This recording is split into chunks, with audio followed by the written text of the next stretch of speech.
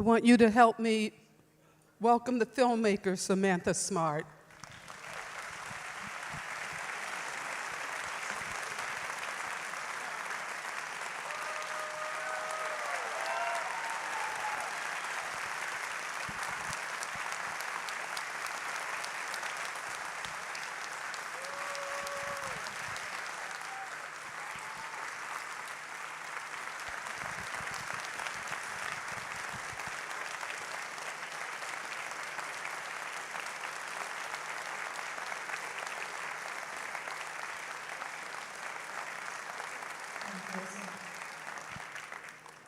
And before I introduce the rest, I have to tell you one thing.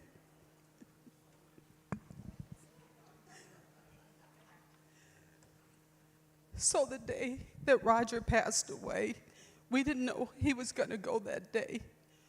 I went to the hospital to bring him home. And one of the filmmakers who's here today, Gregory Nava, and his wife were at the hospital with me.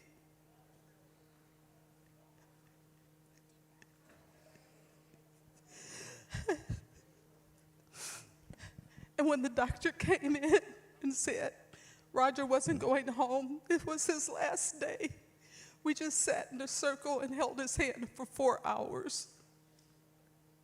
And this movie reminded me of that for some reason. Thank you for making this film. Thank you.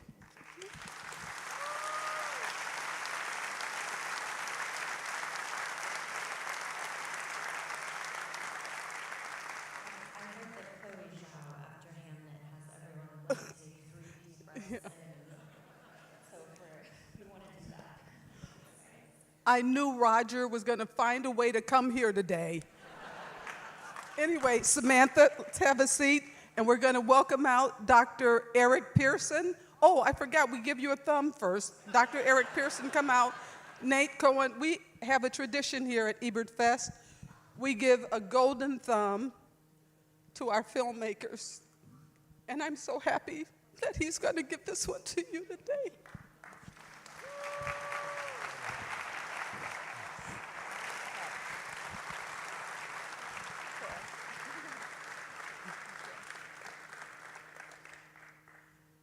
I'll take it backstage and hold it for you. Okay. It's heavy. It really is. It's really good. And we have Eric Pearson, whom you all remember.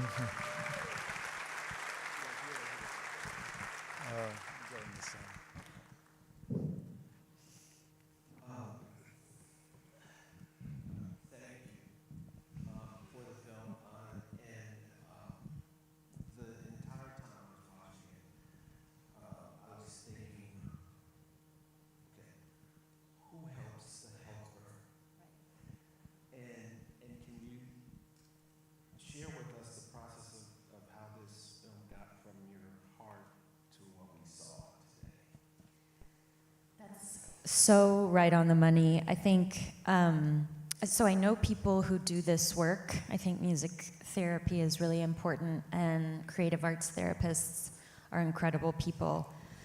But I did notice during the pandemic, like we all did, that healthcare workers in general, but particularly this vocation, I think it weighed really heavily on the people that I knew doing the work. And I think in general, especially folks working with kids in these situations, it started to affect their bodies and their minds. And as much as you try to separate it, I wanted to write something about the healer who needed healing. And what does that look like if you have something unresolved from even a long time ago, but you've sort of committed your life, a sort of penance to helping others and never helping yourself, and what it looks like when someone as beautiful as the character of Charlie, who's based on a dear friend of mine who passed away when I was writing this, what does it do in their death if their death teaches you how to live? Because I feel like Charlie is getting Al to figure out how to take step one towards maybe a little bit of a healthier life. Thank you. And the process of sort of bringing this to life, the Libby, who is the director of the film, can you talk about your relationship with her and how that helped the film as well? Libby came on board. I remember writing it in 2021, and I knew she wanted to direct her first feature, and I knew I really wanted to collaborate. And so I asked her very early on if she would do this with me, and Libby, and then our third producer, Elliot Gibson, and really every crew member and every cast member, we didn't really have much to offer them at all. So everyone who flew down to Texas 2 days after a hurricane, which we can talk about later, brought so much to this story that had been in my head for a while, and agreed to make it because it was so tender, and I think everyone felt it. And again, everyone, Libby to, our assistants on set, it was just very much a labor of love, yeah. Why the aspect ratio? Yeah, that's always a question we get. So I worked with Luca Del Pupo on Jane Austen's period drama. He was the cinematographer on that short film. And when he came on board to Charliebird, one of the things that we were hoping to do as celluloid fans is to shoot this on film. Luca and I both love film. Libby loves film. But I was just really worried about the budget, and Kodak sponsor my next film, but was just worried about affording it. And filming in Texas in July, humidity, 14 days, hurricanes, I was like, I don't know, I don't want I don't want it to be destroyed or something. So we decided against it, and Luca came up with this really brilliant idea that because the characters were so boxed in on the page, Al is boxed in by her own mind, Charlie is living in this hospital, and the parents are sort of, how do you get out of this world where your child is sick and you don't know if they're going to live? So he proposed that to Libby, and Libby really loved it. And then he actually, when we were filming, he took the lenses and flipped them. So it's 1:1, but it's actually, if you really look at it, it's slightly elongated. And Libby and Luca's, language for this film and this character is that it's a portrait of a woman. Yeah. So you did verticals before verticals became... Yes. I wanted to ask you about Gabriella. Amazing. She was amazing. Right? This is her first film, Gabriela Ochoa Perez. Yeah, what a miracle. Sorry, I could just jump right in. Well, I guess, how did you find her? Was it a long casting process, or just sort of happy accident? I mean, pretty miraculous. You would think, we thought it was going to be the hardest thing to do. But I reached out to, I had written quite a few of the characters with actors that I know in mind. I come from the acting community, so, but I wasn't sure. And so I reached out to a friend of mine named Chris, shout out Chris Sheridan. He's an acting teacher, and I said, do you have anyone can play this age, bilingual, incredibly gifted, all these, things, thinking he's probably gonna say no, and he goes, yeah, I do. Her name's Gabby. And I was like, okay. So we met for coffee, and she walked in, and I was like, I'm pretty sure this is it. And I called Libby, and I was like, I really think this is our girl. And she did a table read with us, and our chemistry was just like, bam. And there was just no other. We'd never read anyone else. It was hers. It was hers for the taking, it was meant for her. She's incredibly talented. You said 14 days? Oh, yeah. We shot for 14 days, and day one, we had no electricity for all the filmmakers in the house. It was crazy. I think our gaffer had a generator, thank God. But yeah, Hurricane Beryl had come through. It was about 100 degrees, and we just kept kept going. And then, you know, time is money, so we did what we could. I think there were 3 or 4 days where we had like 12 pages, so yeah, never gonna do that again. But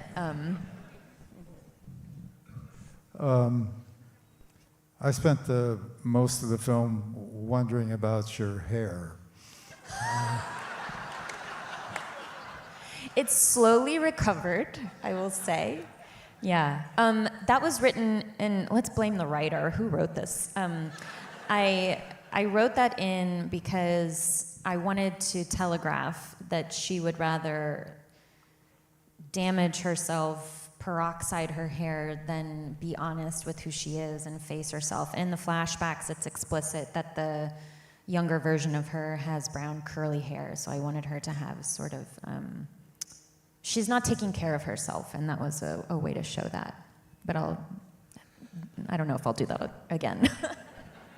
Well, I'm sure that some people here want to go and tell their friends that they saw this great film and where they can see it. So where can they see it? Yes, please do. In this indie world, it really helps every, you know, all the eyeballs and all the reviews. So if you did feel something today and you could tell someone, or 3 people, you can watch it right now on Amazon, Apple, Fandango, Google Play. There's a couple of others. So yeah, that would be awesome if you could tell your friends. Okay, well, thank you. Yeah, I just wanted to mention the location and how you captured where you were and the relationship between the Texans and the folks from south of the border. I mean, there's such a humanity in this film, and it comes through on so many different levels. And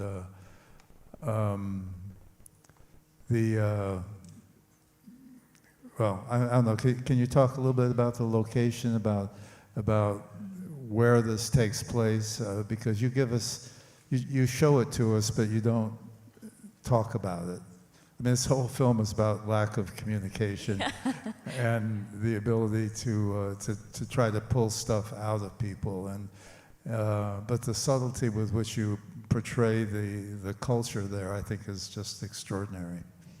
Thanks for saying that. It's funny, I left Texas after I graduated high school, and I was kind of always running from it, you know, like I'll go and see the world, and then the first thing I ever write, it's like I'm back where I grew up. And now I just want to make a whole bunch of movies in Texas. But yeah, I don't know, I think it was on the page, and I wrote, you know, literally about the grass and the cicadas and the oak trees and the wetness and the humidity, and I hope that colored what all of our artisans and technicians felt. Our production designer, Emily, was incredible about just subtly putting, like, you know, a Texas on a wall, or our actors were really brilliant in that. Where I'm from, there's like a little bit of a draw, but it's not really West Texas or East Texas or North Texas. It's subtle, so the actors really did their homework. I had all of my family record their accents and send to the actors so that they knew what that sounded like. But also, filming in your hometown, like, shout out Miss A, my 3rd grade teacher, was basically our location manager. We shot in her house. She's on the board of trustees at the school district where the hospital is, which is actually not a hospital, it's a high school. And this high school, it's a public high school, and they have, in large part, I think, thanks to her, Dickinson High School, shout out. They have medical training facilities in their school where these kids can graduate with technical degrees and certifications, so they can get to work if university is not in their future, which I think is really cool. So they let us use the high school as a hospital in the summer, hence the July shooting dates in the summer. But yeah, you know, my parents housed 3 of our crew members. My mom cooked home-cooked meals for the cast and crew, something she'll probably never do again. But so, like, everyone working on the film was fed by my mother. Like, it means so much to me. And my dad would wake up at 5 a.m. every day to go pick up the actors in a van that he rented. And they got to hear him and all his stories every morning going to set. And I kind of believe that all permeated the film. It feels very organic, and I was curious about how much of that was on the page and how much, like the thing where they keep delivering the paper to the wrong house. Like, Love that. Is that something that was on the page? It was on the page. Yeah, it's like she takes care of literally everyone else except her. What was not on the page, though, is the little dog that trots behind her on her very bad day. That dog's name is Bruno, and he still keeps that same schedule apparently every day, but that was a happy accident. Yeah. So one of the things we do is that we ask the audience to, if they have questions, so there should be someone out there with mics. And while we sort of wait for people, if there are people who do have questions, I do want to thank the Alliance for Inclusion and Respect for their sponsorship. They have been a part of this festival for such a long time. And every time I get to do this, I feel like I take a little bit better understanding of the world around me with me when I leave these screenings. So I really want to thank them. And also, they have an art show upstairs in the balcony. So between films, if you want to go up and look at the art up there, that would be wonderful as well. So, does anyone have any questions out there? And it's always hard to see. There's one right there, I think. Here. Orange hat. Or orange jacket. Oh, no? Where's There my... in the cap. Okay. Orange. Okay, if you can see them, go. Yes, go. Do you have a mic there? I don't know. I have a mic over here, house right. Okay, house right. Go. Hi, I was just wondering, since you were a first-time writer, I was just curious about what that process was like for you to start that, what made you want to start that, and specifically tell this story, and then also what you're ready for the future, and if you ever want to step into the role of a director. Oh, yeah, I had been acting for a while, and I like to think that my writing degree that I don't have is because I was studying great texts in theater, and I was trying to read a lot of great scripts. One of the scripts I looked at a lot was Manchester by the Sea. I love Kenny Lonergan. I think he's a brilliant writer. And I don't know if any of y'all have read that script, but it's the bare minimum. It's a lot of white, but it's so effective. And I learned a lot from reading his work. You know, at first I think I was like, oh, maybe I can't write. And I think I can, and I think I've always been a writer, and I still have a lot to learn. I can get better, of course, but I think in my head I've always been writing, but I've just been channeling it as an actor. So during the pandemic, when things got really slow, and also some of my auditions, I was like, this writing is bad. I was like, what am I gonna do? I'm never gonna get a good movie. So I was like, let me try to do this. And then I just kind of threw myself into studying structure and thinking about the kind of film I wanted to write. And I have a music degree, and I think knowing musicality and dynamics helped a lot. In my next feature, I'll masochistically put on the fourth hat of directing, so I'm really excited about doing all 4 parts. I learned a lot from this project, and I don't know that I'll direct everything that I write, but like with this, I think it depends on the project. Like having someone else's perspective and eyeballs, I think, can make a work of art explode in ways, you know, if you're all, it just depends. So yeah, but the next one, yes. Speaking of writing, how do you write silence? There's just moments where people are just in the room with each other, and as a writer, how do you try to capture that on the page? Or I would imagine a lot is on the actors, but Totally. yeah. Good actors do so much. I think because I wanted the rhythm of the scenes to be pretty precise, And I've chewed on good and bad dialogue as an actor, so I hope that I know how that feels. But I would try to write things like a beat, a long pause, things like that. We have a question here in the front row, or do you? Or the We actually have a question here on House Right. Where are you? House Oh, Left. we're over here. Okay, go. So we live in this magnificent world of visual chaos where we see bits and pieces of the world as we pass through it. I loved how you were able to take these little snapshots and layer them, especially as the film moved along. You'd come back and add a little detail.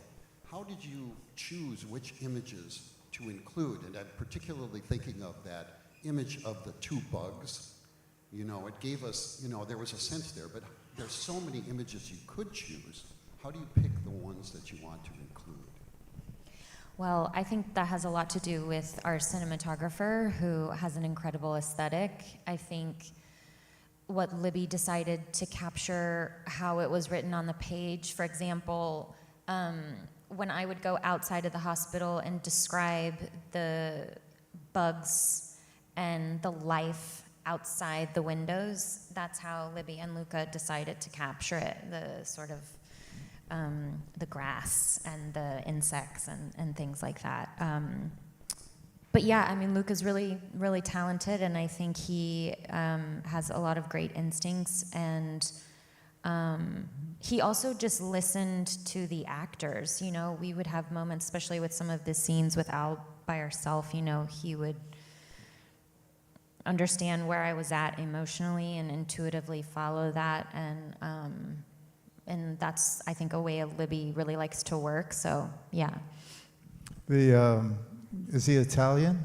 Your He is, DP? Yeah. yes, very Italian. I've noticed that European cinematographers, I don't know why this is, they have a fascination with American power lines. Yes. Yep. I think Yeah, we like have. Andrea Arnold, she gets a lot of that. Like American Honey. Actually, American Honey was, I think, very much in our vision board for the color of the film. Yeah. I think we have one more question down here. We'll take one more right down here in the front if we can get a mic to her. In the front row down here. Or maybe two more. Coming. Oh, we got two more. If we have time for two more. I know Okay, you yeah. had your hand Okay, raised, right? we'll take two more then. Okay, you're next.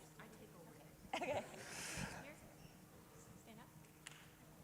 Hi, Samantha. Hi. I've spent a lot of the last 8 years in Texas myself. Oh, cool. And so what I really appreciate about this, the exploration of grief in it, I don't know that people here, mostly from Champaign, know how much grief Texas has been through. The feral stuff in the background, I know watching from Austin, I'm sorry, I'm breaking up. There were people with pets, and it was really hot in their houses, or kids, and they were going out in their cars to turn on the air conditioning, and it was just living like that for weeks. And like in Austin, like, can I convince someone I don't know to come stay here, you know, and be in air conditioning and have safe shelter? So between Uvalde and the pandemic and Uri and Camp Mystic, if you could talk about Barrow being in the background, this was a nice, different kind of reaction than I think a lot of Texans have to grief. I really appreciated that, because living in Texas, like, the leadership there is more like, well, this just happened and we have to accept it. So, and you're a Texan, really love to hear your thoughts on any of that and what you wove into the story. Thank you so much. Thank you for saying that.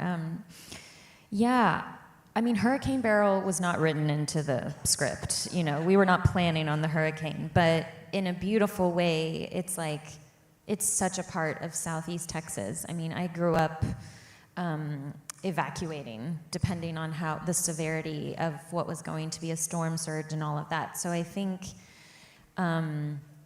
it colored the sky, it colored the mood, it colored the interiors of the hospital, because if it was cloudy outside, it was cloudy inside. So we kind of let it be a poetic lighthouse for the movie. And, you know, it's not a movie about climate change or anything, but it's like it's there. It's in the fabric. It's in the tapestry of this area of the world, and I have more stories about that topic for the future. Yeah. We'll take one more question here. There you are. I have one back here. Oh, okay. Hi, We're coming. Samantha. Thank you so Hi. much for your beautiful film. It's very personal for my wife and I. Our daughter is a music therapist. She got her degree during the pandemic and has worked with hospice and has,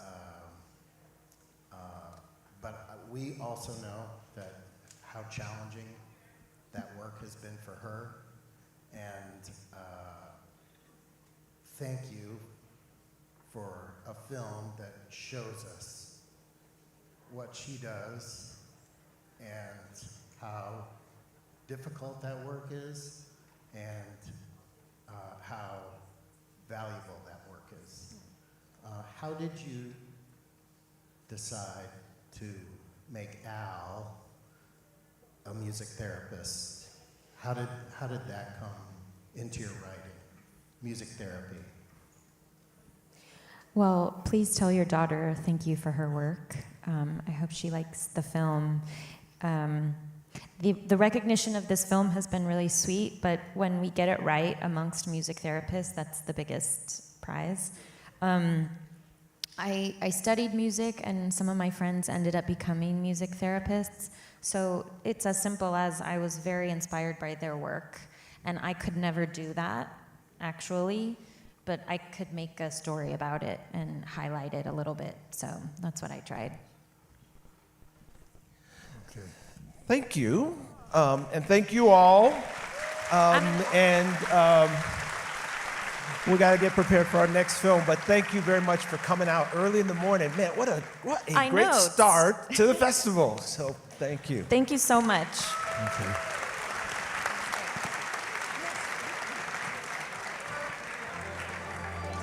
No, just